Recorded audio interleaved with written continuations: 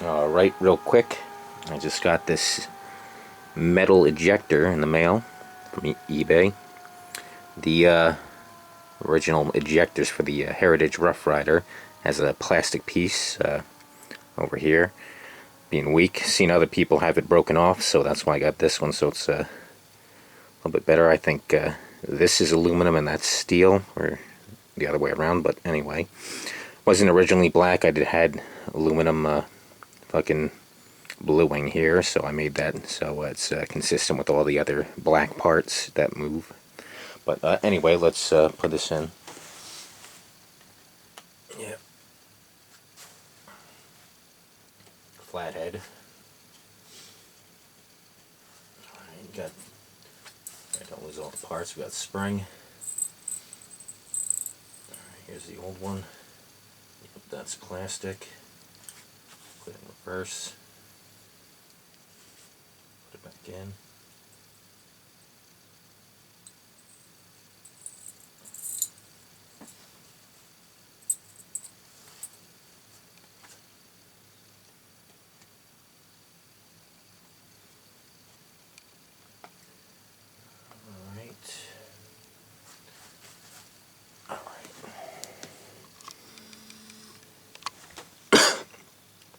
Already have it unloaded. Now let's see if it works.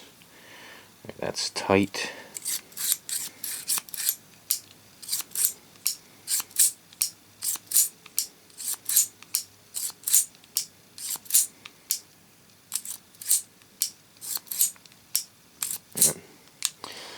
Alright. Dry fire. This one has got a physical safety here. Manual safety, unlike most revolvers. I think this is the only one I know that has a manual safety here, but physically blocks the hammer here. Doesn't hit the firing pin in any way, shape, or form. Unlike my Walther, that the firing pin broke for dry firing. So we can dry fire this. But yeah, that was simple and fast. Nice and tight. Yeah, like I said, all black. Anything that moves is black here. You got the hammer that's black. Trigger black, safety black. This pin right here to take out the cylinder is black. That's black, so color coordinated. Also this rod here, pin. Wait, this button's to release the pin to take that out. There you go.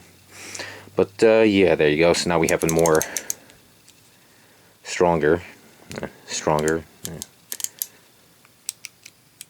ejector here. So I don't have to worry about that breaking. Yep. Cost, what the hell did it cost? I forget. Yeah, it's not official. Some guy made it himself off eBay. I forget, like $25 or something like that, probably less. But anyway, there you go. You want to look on eBay for it. Get a stronger ejector. But anyway, I'll see you guys in the next video.